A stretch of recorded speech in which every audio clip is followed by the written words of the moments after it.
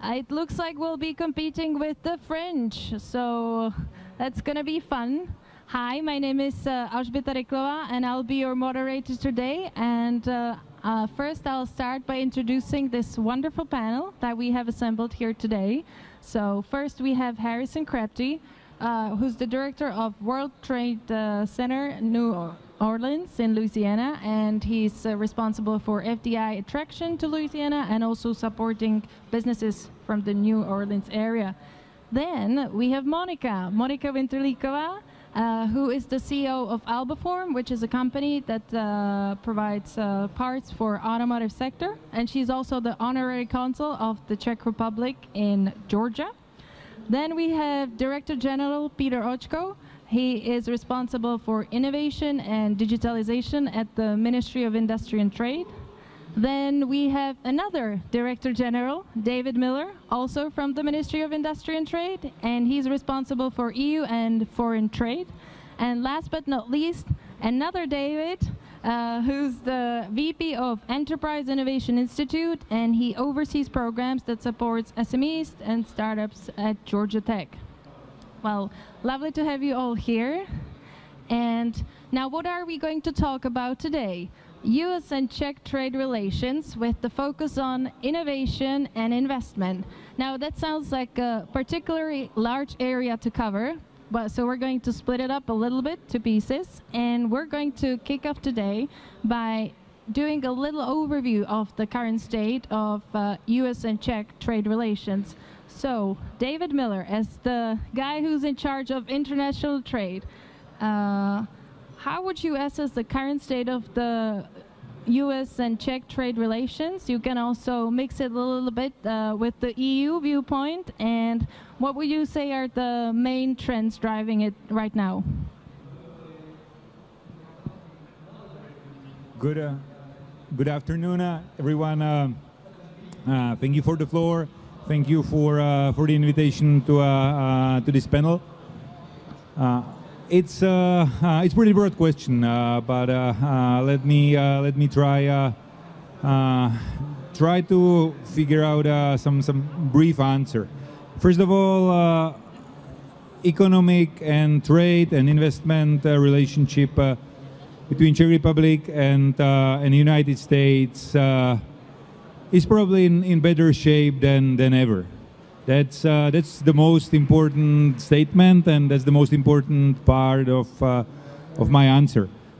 We had earlier today in the morning opportunity to have a chat with representatives of American Czech business councils and representatives from the state of Louisiana, and we agree that business-to-business relationship is really moving forward, and the pace and the speed is getting faster and faster.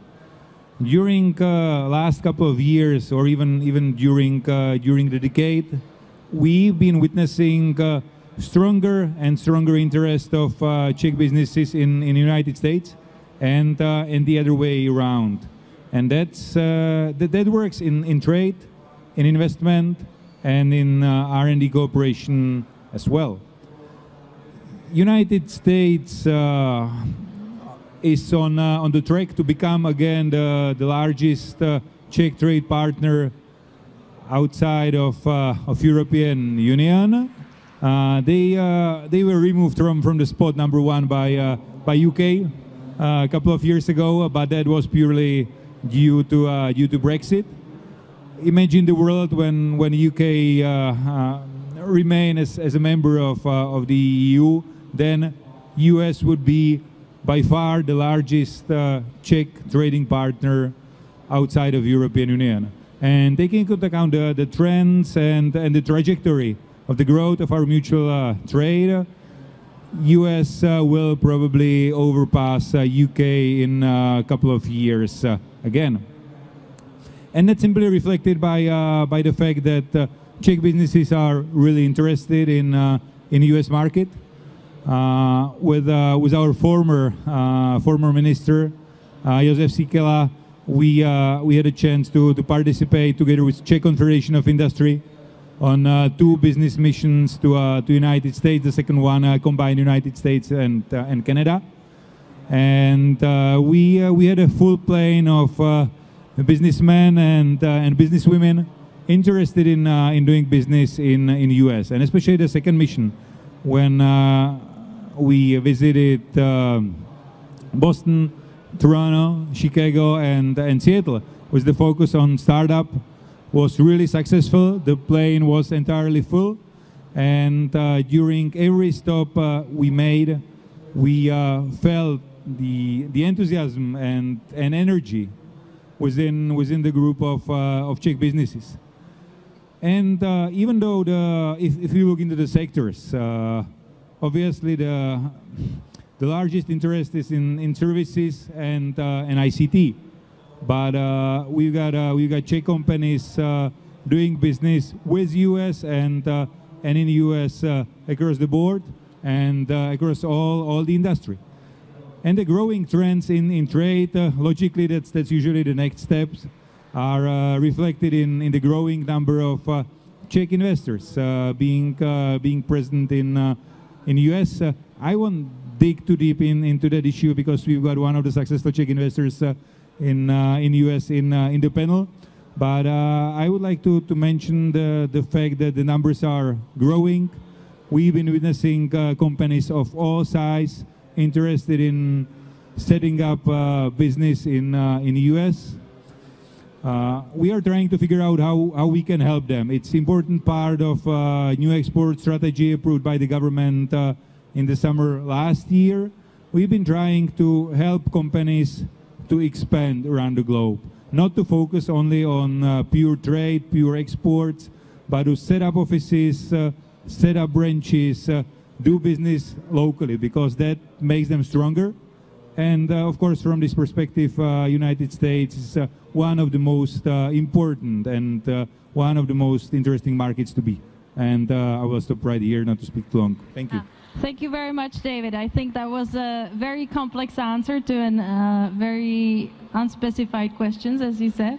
Now, we've heard that the Czech businesses are interested in coming to the US, but what about American businesses coming to the Czech Republic, Harrison? Yeah, how's that looking? Yeah, I think you know, it's a two-way street in America, and so yes, we see a lot of Czech investment coming into America, and to build off some of the previous points, you know, right now we have about $225 million, according to the U.S. government, in foreign direct investment from Czech companies, with about another 500 million that are currently planned. So significant amount coming in, but also we see a lot of our companies, especially those smaller to mid-sized companies, so roughly under 250 employees, looking to start to enter new markets. Usually that's about a 10 to 15 year play for U.S. businesses when they start to look for those markets. And I think Czech Republic is a very well suited market for our companies because of that access to really all of Europe. You're in that central location, and so we see a lot of businesses looking for that next market,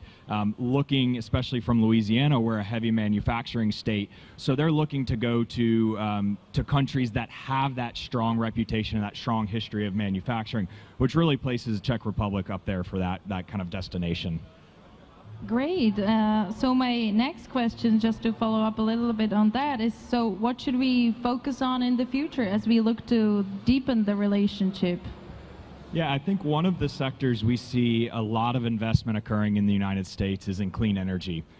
We see our companies continuously innovating, and a lot of them are those traditional energy companies, the Shell, the you know, Dow Chemicals, folks like that are looking to that next wave, looking to technology and innovation in those sectors to help them clean their operations, but also prepare for what's coming in the future. So I think you know, that's one where I see a lot of opportunity for bilateral investment, both into the United States and for U.S. companies investing into Europe. And just today, you know, walking here, my colleague and I met with a company focusing on hydrogen development. And so things like that, as that innovation start to occur, I think you're going to see a lot of two-way trade on that.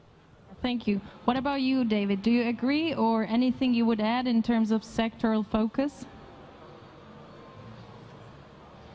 Well, clean energy is definitely one of the priorities for Czech businesses, and we've been witnessing interest coming from U.S. as well.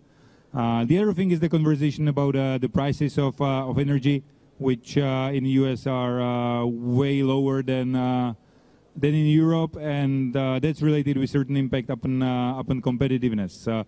So some industries, especially some European energy-heavy industries, might be interested in expanding to U.S. because they are more competitive. However, there are no doubts that that clean energy is the future, and it could be all type of renewables. Harrison mentioned hydrogen, but that could be solar, that could be wind, and we see a lot of potential across energy sector.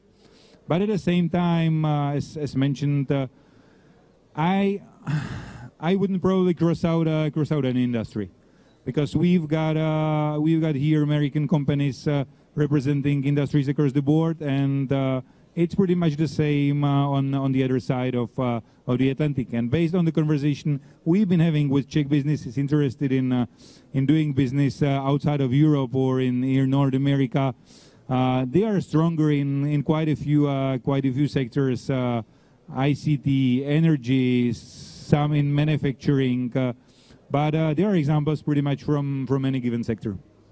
Thank you. And now over to Monica, just to ask a last question. Yes. Since you have a hands-on experience with building and doing business in the U.S. as a businesswoman in your own right, I want to ask, what do you think we should focus on in the future? I mean, the gentlemen here represent both the government view and the, well, business association kind of view, but you're there on the ground, so what do you think? Well, I agree with my colleagues that it's a two-way street. So in order to be successful abroad, you have to really bring innovative solutions, especially to America, because it's a very competitive market. From here, it sounds very tempting. And, you know, everybody speaks English. Everybody can just, you know, get on plane and land in Atlanta. But you really have to be ready for that move, and if your company is not ready from the financial perspective, from the HR perspective, but also from the innovative part. America is extremely expensive country when it comes to workforce, so you cannot rely on employing a lot of people to do your product. You have to bring automated solutions, and I think that the role of the institutions is to prepare the home businesses for that. So I think you just have to be honest with the Czech companies who want to go to US and prepare them well for the market entry. It's the advocacy role. It's not in regulations or directives. Definitely. Thank you very much. Now, we've spoken about some of the traditional industries like energy or machinery, but also mentioned renewable energy and innovation. And innovation seems to be the keyword and both the buzzword of the day. So, as we knew, innovation and investment into new technologies is on the high priority list for economies and governments all around the world. And the key question in that area, or one of the key questions, is also how to balance that role of being a regulator of new ideas and new technologies as we try to implement them, but also how to enable an efficient use in businesses and our societies overall of these new technologies. So my question is to Peter Oczko, how do we balance, how do governments and public institutions balance the role of, let's say, a regulator and an enabler? Yeah, so good afternoon, and yeah, but maybe I start from like broader perspective and maybe also commenting on the previous discussion. I would like to say that actually U.S. investments in Czech Republic are we have many of them, and what I would like to say is that many of them are very well rooted after the years in the economy, and many of them are also actually expanding into the ecosystem and are actually connected to innovation much more than on average than investments from other countries. I just say two examples, and I will definitely return to your question. We are here in Brno, and actually Brno is one of the innovation hubs of the Czech Republic, and it's also seat of Honeywell R&D Center in Central Europe. And Honeywell, I spoke to Honeywell people many times, and we are very satisfied here because they really find very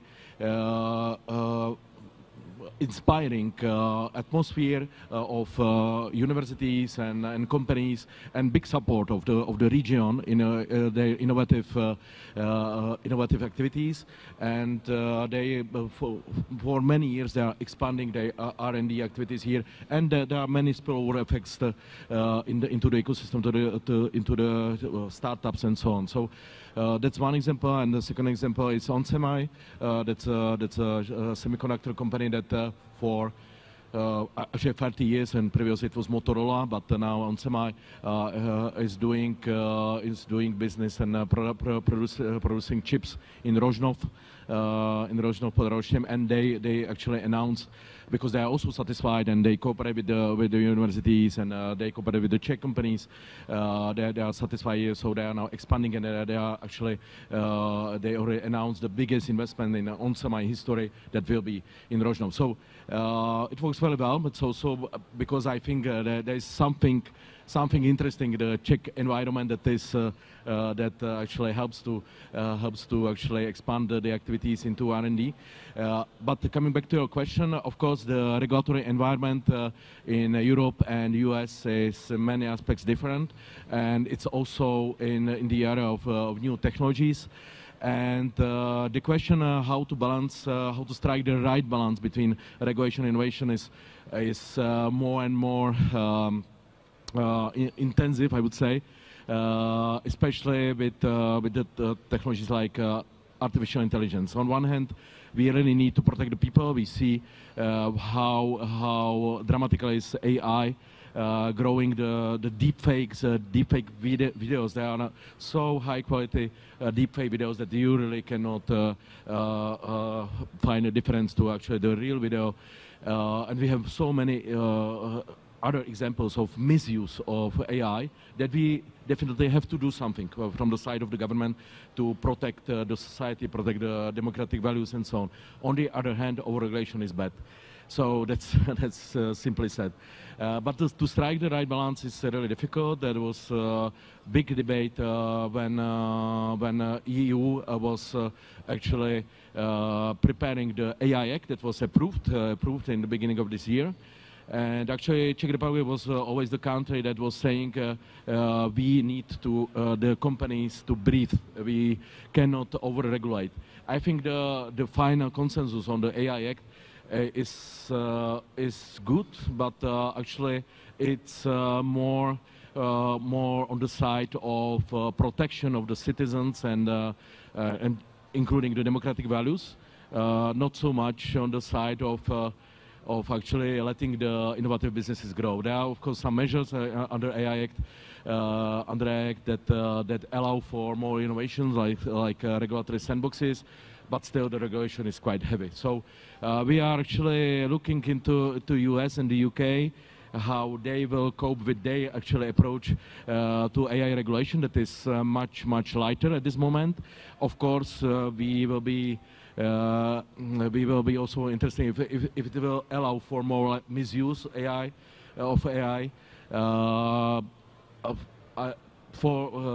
for now, but I think that my feedback from the Czech AI companies is that they are actually generally quite unhappy with what was actually approved, and some of them actually are thinking about going to UK or even US because the regulation is too heavy. So it's a difficult question, and definitely I will be really interested in the US view on this.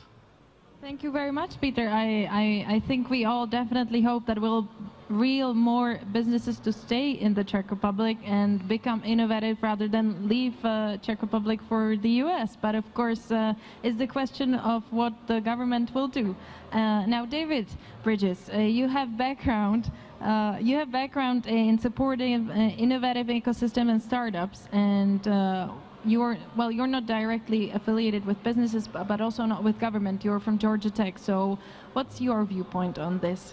How do we balance the approach? How do we, support innovation? So innovation versus regulation. That is the question. Yes. Okay. Does everyone believe in socioeconomic development and prosperity for all? Hopefully, yes, but I see our audience is slightly stunted. Because can we have all of that? And I think that regulation should not slow things down. I think regulation should be, the bureaucracy should be reduced, but we still have to have safeguards for the impact of things that we develop. Otherwise, we're preying on our fellow human beings, preying on our environment, right? So, yes, speed innovation, but let's preserve safety and humanity. I think that is the ideal. In the U.S., we don't care about people. We just want to monetize everything. Please don't be like us. I swear. I think Europe is better at that. But I've been. I'm sorry. I might be a little crazy. So I was in. No worries. A little. Been in Slovakia for the last 3 years, trying to figure out ways to help them, and the burden of anti-corruption legislation from the EU slows down progress. I mean, the universities there can't even figure out how to win a grant from the EU to do research.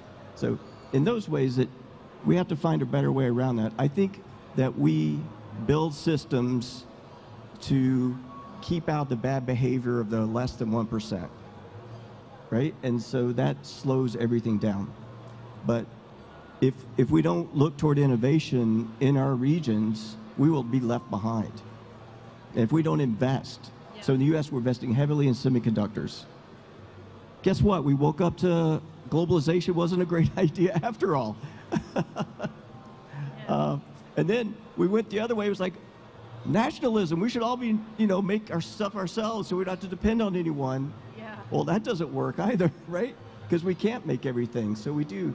And so I think this is what's good for our friends, our NATO, EU allies, that we can share back and forth the capabilities to produce products and help one another and grow, I think, not just our economies, but our values as well. I'm sorry, I went way off track. No worries. Thank you very much. I think it's we're headed in the right direction, and as you said, it's I think we're all coming back to the focal point of that being about ultimately being it about the balance, basically, and not really leaving the business ideas behind in order to overregulate and really be on the safe side. Because if you're on the safe side, but your economy is in a really bad shape, then there's nothing. Well, it's not worth being safe. So my question basically to, I guess, everyone on the panel right now, just really curious to pick your brains about that, is so what should we do to really support innovation? Like, what do you do at Georgia Tech? How does the Ministry of Industry and Trade try to support innovation, especially in SMEs, but also startups that we work with? What would Monica, as a business lady, recommend? And you, as you, Harrison, also work with businesses. What's your approach? I think we can start with the ladies, and then we'll take it. Yeah, thinking about what is innovation and what is regulation, I think it's throughout everything. It's not just about building new products that speed up our lives or speed up production processes. Innovation is also about changing municipalities, changing institutions, because sometimes I feel like my customers are trying to speed up everything. They want everything faster. They want the products to be faster. They want them to be cheaper. On the other hand, there are certain paperworks we have to comply with. And if I compare Czech Republic, United States, and newly Mexico, because we opened manufacturing plant in Mexico, I still feel that America, even though it's still very expensive and you sometimes think that it's impossible to manufacture there, the fact that the regulations are not so strict and they do not annoy you so heavily with paperwork is very refreshing. So I think that it's hand in hand, all of us. It's not only businesses, but it's also institutions, it's our customers, it's our suppliers, but also municipalities, states, countries. I think that we all have to work in teamwork. I mean, if one of us stays behind and does it the old way, then that's the problem. Yeah, you're right, definitely it's about teamwork. So Harrison, how should we approach teamwork? How should we do it? Teamwork or the innovation? The innovation and overall topic of teamwork. Yeah, so I think the first part, on the innovation part, I think we have to limit risk. Innovation, companies, when they undertake new innovation, they assume a significant amount of risk. And so we have to find a way to make sure that these companies can take that risk without putting them completely under. On the teamwork side, I actually think that's very interesting and timely. We had some conversations this morning with some folks about how do we collaborate between Louisiana and Czech Republic on that innovation system. And one of those common themes was, let's use our universities. There are fantastic universities here and there are fantastic universities in Louisiana. So how do we create those avenues of collaboration so that a researcher or a student in Louisiana is able to learn what the universities are doing here to foster those ideas and strengthen that collaboration. So I think that's where you start with that teamwork, is at the university levels, where we see, especially in the United States, a lot of that innovation occurring. Well, thank you. And now over to the Ministry of Industry and Trade. So first, Peter Oczko, since you had the section for innovation, how do you think we should support innovation? Yeah, that's a question that could cover several seminars and workshops and conferences, and definitely we could speak about that in many aspects. Actually, I will try to focus on the aspect that I think we can learn from the U.S. And where we actually can cooperate more intensively. I think because we could speak about universities, about supporting science and so on. But what is actually one of the problems in the Czech Republic that I think US is managing much better is that we have, generally in Europe, we have many scientific universities that do excellent research. We have very generous support on the EU level, on the member states, to the universities, to academies of sciences and so on. But then we have a lot of results that are published, but actually we are unable to actually turn this result of research into real innovation, to product here in the EU. So in many cases it happens that someone takes a result and makes the product in the US or in China, and actually this is what we have to change. Of course, China is a completely different example, but in US actually I visit several universities. Actually, the technology transfer or technology and knowledge transfer that is one of the buzzwords in Europe. Actually, I saw like Stanford University or Berkeley. It's something that is so natural that actually they don't speak about that. That's what actually people do, and it's very much about mindset. It's actually the second thing that I think we should probably promote more, because the mindset, the entrepreneur mindset in US and in Czech Republic it's very different. Actually, it's of course a bit cultural thing, but it's also a thing of education. I think the Czech educational system is still quite rigid, so we are trying to change it. We have some projects to support entrepreneurial spirit, and I think again in the US it's it's more it's not such a thing actually. I don't know if in the US anybody speaks about changing the mindset to be more entrepreneurial. It's I think it's very European and Czech thing.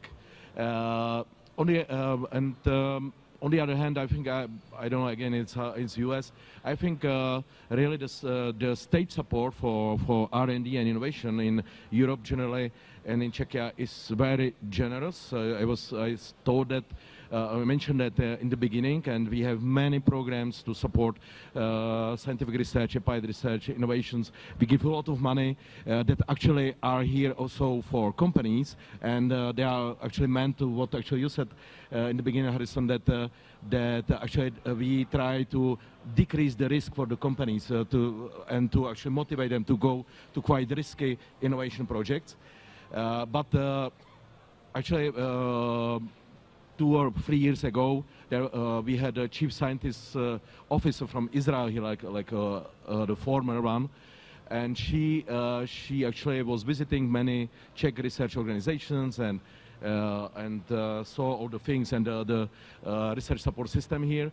And in the end, everybody was waiting for what she says. And she said, "I think you put too much money into the system. Actually, you actually put much more money than we do in Israel. And actually you have less results. So actually I think you should give them less money, because then the institutions will be in less comfortable situation and they will need to produce more concrete results." So it will actually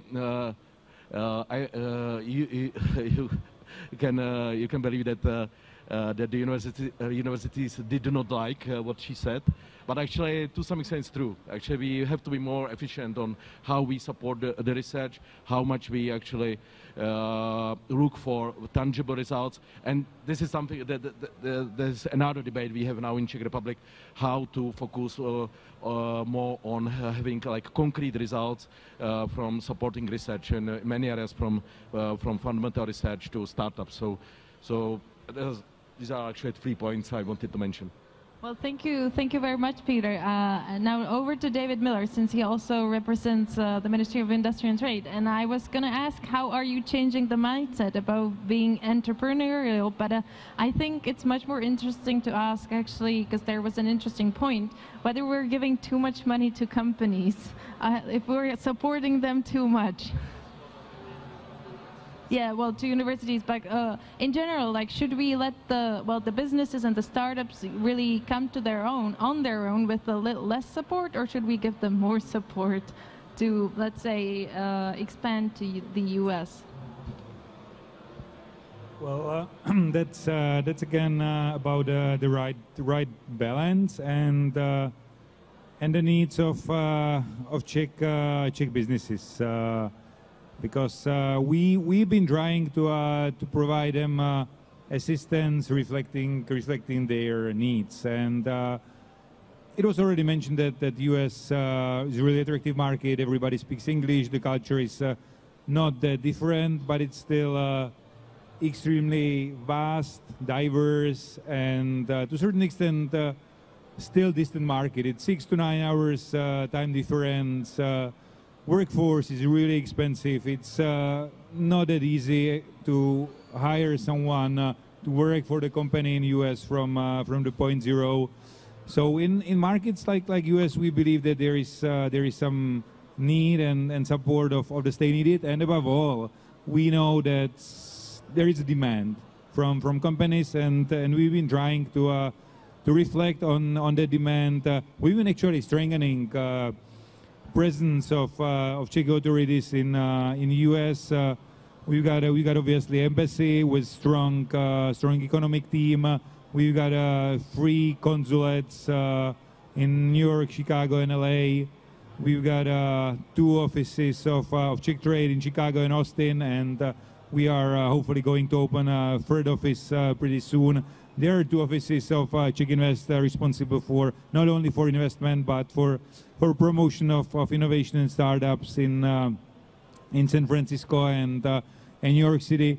So we feel that we've been as a government doing quite a lot in terms of trade, export, and investment promotion.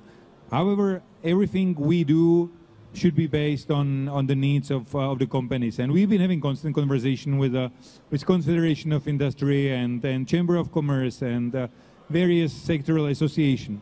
And obviously all of them are interested in strengthening their presence in the US.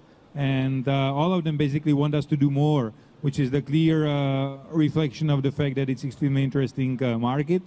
However, we need to keep the right balance, because the level of incentive which could be provided by the government should be limited. We can discuss the scope of the limits, but at the end of the day, it's always the business decision, and any motivation or the core of the motivation should be driven by business and by competitiveness on global markets without state aid. Well, thank you very much. And last but not least, David Bridges.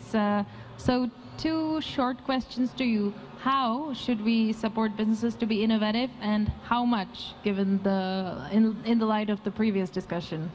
Okay, can I make a quick comment or two first? Of course. And then you'll have to remind me about the questions you just asked me. Okay, so R&D, I agree that we need to improve the efficiency of the money that's spent on R&D. And maybe that means we can reduce the amount of R&D.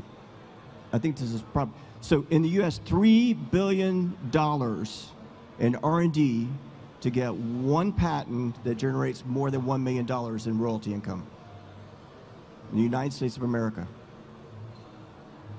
This is insane, right? Yeah. So the National Science Foundation, how many of you heard of the National Science Foundation in the United States? It's the major funder of R&D across so many universities. In 2011, the head of NSF was brought in front of our Congress, and they said, can you explain all of the commercialization we've got from the billions and billions of dollars that we've given you? And the answer was a cold, sweaty stare. There was nothing.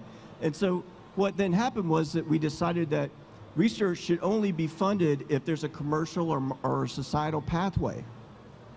Of course, basic research is still needed, 30–40%, but beyond that, if a researcher wants to do some research, they need to go and do validation of how this is going to impact the market or society before we give them a penny.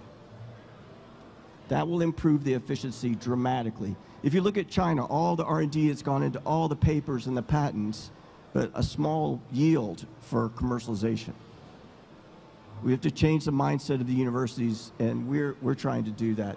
Okay, and so that was the one. So what were your questions? I'm sorry. Great. Well, thank you very much for your answer. I'm going to keep it simple. It's basically how do you support businesses to be innovative at Georgia Tech, at your Innovation Institute, or Enterprise Institute, sorry. Yeah, it's a very terrible name. I'm sorry. So SMEs are really hard because you don't want to take a new piece of innovation and put it in their manufacturing plant, because you could ruin their entire business. We would rather deliver proven innovation to SMEs. And by SMEs, I mean businesses with less than 500 employees. For larger companies, we're co-developing. So this is something I really want to mention to your point about reduction in R&D. So most of the global R&D, 2.5% of GDP, is corporate funding. But a lot of that corporate R&D that is tax credits from the government stays in the plant. What we'd like to see is that the EU embrace a policy where, okay, you can still have your small tax credit, maybe cut it in half for internal R&D, but we're going to double that if you work with a university. This will help, like that. If you have a kind of this relationship you want to that has a broken, they're not talking. How do we help bring them together? I think this is a great way to do that. So, and the highest level of commercialization from NSF has always been and always will be these industry-university collaborations, which they co-fund, because they're at the table from the beginning having these conversations. So SMEs, we don't dump innovation in. We try to make sure it's been validated first. Corporates, we co-develop as a university. Also, if a small company wants to come to the United States, yep. Monica is an example, not of a small company, but a company that moved to the United States. Yep. We have a soft landing program, which what we saw was a real problem is that companies would start an operation in the U.S. without understanding of the U.S. market first. And then it was a complete waste of money. Sometimes it could tank a whole company wanting to establish operations. We run through a boot camp to help people through over 8 weeks. 2 people from each company decide if the U.S. market is for them. How they're going to make, how they're going to ship, how they're going to sell. All those things are important. How they're going to establish operations. So, okay. Well, thank you very much to all of you, and that actually nicely bridges us over to one of the last parts that I wanted to touch upon with you. So thank you, David. And and my question is basically, so we've been talking a lot about policymaking, how to support innovation, how much should we regulate, how should we spur businesses to really expand other markets, what should they avoid? And that really, well, points us in the direction of what are the practicalities, what are the to-dos and to-don'ts. And I think I'll head direct my first questions at Monica and Harrison, since you directly work with business. Well, so Monica, what are your recommendations? You've already touched upon some of them, but what are your recommendations for businesses coming to the U.S.? I think I already mentioned most of them. That is the readiness, financial, HR side, and of course having a product that can stand the competition, and really be realistic. Maybe try to look in your customer base, if maybe you can serve somebody from that base in another country, because it's really hard, obviously, to come into a country without at least a customer or first sale. But going a little bit step back to what we talked about a support that companies need. I think we still need to invest a lot of money into that bridge and into that advocacy, but I would recommend for the institutions not to take the money away, but maybe reroute them and maybe keep them within the institution and try to be more efficient. For example, the Czech institutions in the United States, we don't have any in the Southeast yet. And I think that's missing, considering how important the Southeast of the United States is economically. We really need to make Czech clusters, and I don't care if it's Consulate General, if it's Czech Trade, Czech Invest, or if it's Chamber of Commerce. We need to establish ourselves more deeply. All other Western countries are doing it, and I would rather see the money going into this direction than to incentivizing little money there and there directly to the companies, because the companies who are going to be successful in the United States, they should be also financially strong to withstand it directly by themselves, and they don't need these incentives. And I think that's what's the difference between, I'm not an expert on research and development within universities, but sometimes I feel like the universities in US are thinking more economically. They are aware that they have to find the money to do the research. On the other side, Europeans sometimes, I feel like they are inventing for the grants and incentives.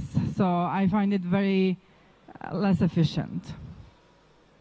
Well, thank you. So you've touched upon very interesting points, but Harrison, so what do you say to companies that want to expand outside of Louisiana? Know what you're getting into. So on the outward investment, the world is a very big world. Know your market, know where you're going, know that you're going to a market you can trust and you have confidence in. On businesses coming into the U.S., I would again say know your market. The U.S. is a very big country. We often hear when we meet with foreign companies, New Orleans and Louisiana, we are a smaller market. But they always say, well, I want to go to Los Angeles, I want to go to San Francisco, I want to go to New York. For the business owners in the room, those are very expensive markets, and they will eat you up and chew you alive. They are very tough for foreign markets to enter unless you're a multinational corporation. So we see a lot of those companies then come to us and say, oh, you were right, that's a very tough market. And so find those markets where there are support services, whether it's my market, whether it's Atlanta, there are some very good cities in the United States that give you that attention to help you grow your business. So find those markets. Don't just look at the Northeast or the West Coast, because those may not always be the best markets, and you may overextend yourself too quickly. So that would be kind of my advice. Just know your market. Yeah, thank you very much. Now, Peter and David, there was an interesting point made by Monica. Do you think we should boost our presence in the Southeast, either through Czech Trade or Czech Invest? Actually, David is more responsible for that, but I think we cannot say no now. I totally agree. I mean, both of us, we would love to strengthen our presence in southeast of U.S. That's obvious. We do see many opportunities in the region, both in terms of trade, investment, innovation, cooperation. That's quite obvious. At the end of the day, it comes to the issue of funding. Those offices. I am not saying that they are expensive, but they are, and at the end of the day. We've been channeling quite a lot of our resources towards U.S. Recently, and in the last conversation, that maybe at least some part of good news. In the last conversation we had about the next Czech trade office, which will be hopefully opening in San Francisco. Atlanta made it to top 3, which is not bad. So it might be. It might be destination for the next Czech trade office, subject to all necessary conditions and funding. I do agree that we see a lot of potential in the region. We would love to expand our presence, but it's subject to human and financial resources. Well, thank you. So hopefully we'll be opening a new Czech trade office in Georgia in a few years. Or any other part. Oh, I see a lot of Georgia enthusiasts here. Great. And David B., any comments, recommendations you'd like to add? Yes, I think for your government, it's really good to look at where our government is investing dollars. So in Louisiana, there's a huge investment that's gone in through multiple grants around clean energy conversion. And if you look at aerospace, which I know is a big sector for you, we have both military, we have Boeing, which is in South Carolina. There's a lot going on from an aerospace standpoint in the Southeast. From semiconductor, more packaging is going on in the Southeast. The government's investing. And then look at what the foreign direct investment is from multinational companies in that region. So if you use those two measures, I think you'll see there's a lot to be offered in the Southeast region. Yeah. Well, we'll see whether we'll be headed there. Now, I'd like to ask if there are any questions from the audience. Anyone would like to ask something, our experts? Or everyone's too shy and too tired at the end of the day? That's also okay. I have more questions. Okay, I see no one's brave enough. That's also okay. So basically, thank you very much all for your insights.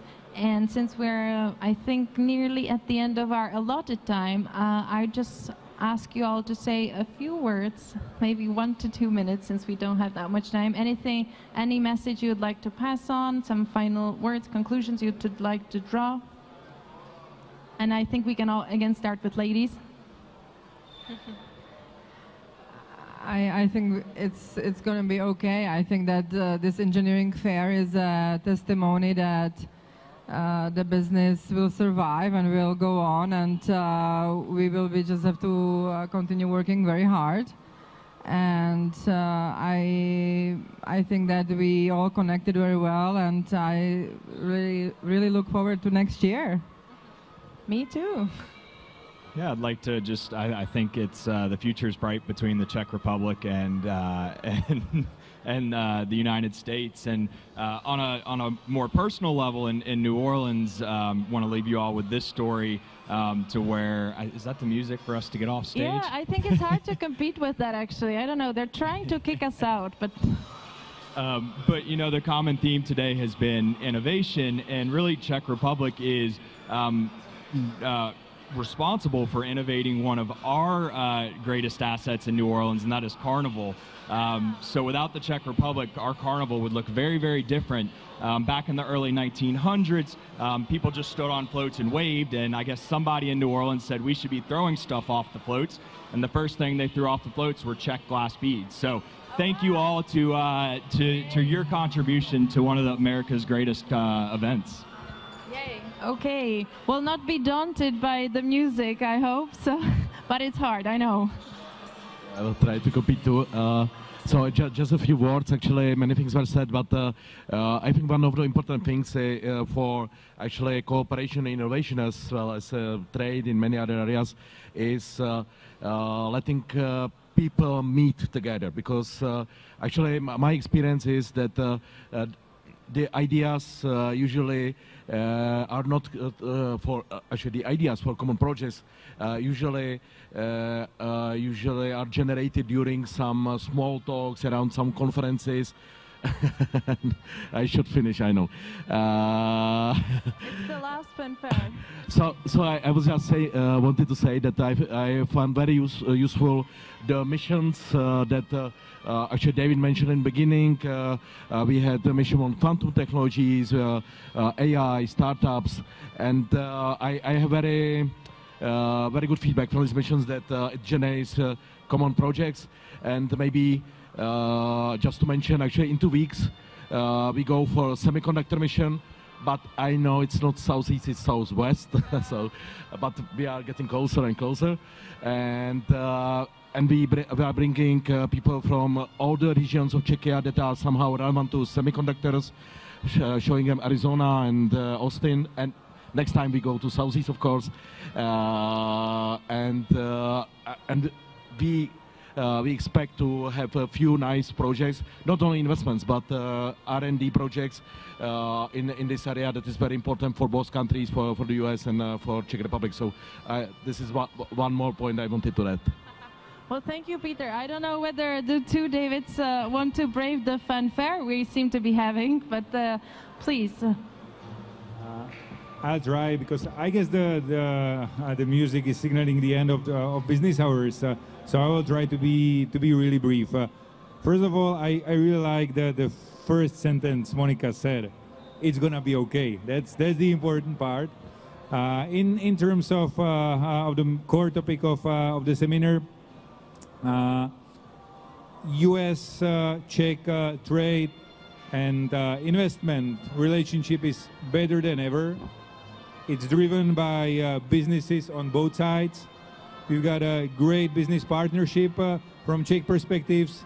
Americans are really great partners to work together, and we can just keep going. Thank you. And David B., last words? Okay. Or a song? Huh? Or a song? I cannot sing, I'm sorry. Or nor dance, nor breathe air. So Central and Eastern Europe is the future. Happy to hear that. Happy to hear that. Maybe I should stop there. That's really great. No, so we're very interested in these bilateral cooperations around economics and other issues. Georgia Tech wants to be in this region to help lift up the entrepreneurial spirit. Yeah. I think it's really important to do collaborative R&D, to help the universities get more engaged with corporations, to help stimulate that, to help with reskilling and upskilling, especially when there's talent gaps. These are all things that we would like to be a part of, walk that journey with Central and Eastern Europe. I think this is really important. You all are on the cusp of breaking out in a huge economic way, and we want to help you. Well, thank you. So we're ending on a positive note. It's going to be okay. They're signaling that I have to cut it off, but it's going to be okay. And we know that we're the future here. So please join me in a round of applause for our wonderful panelists. And thank you so much.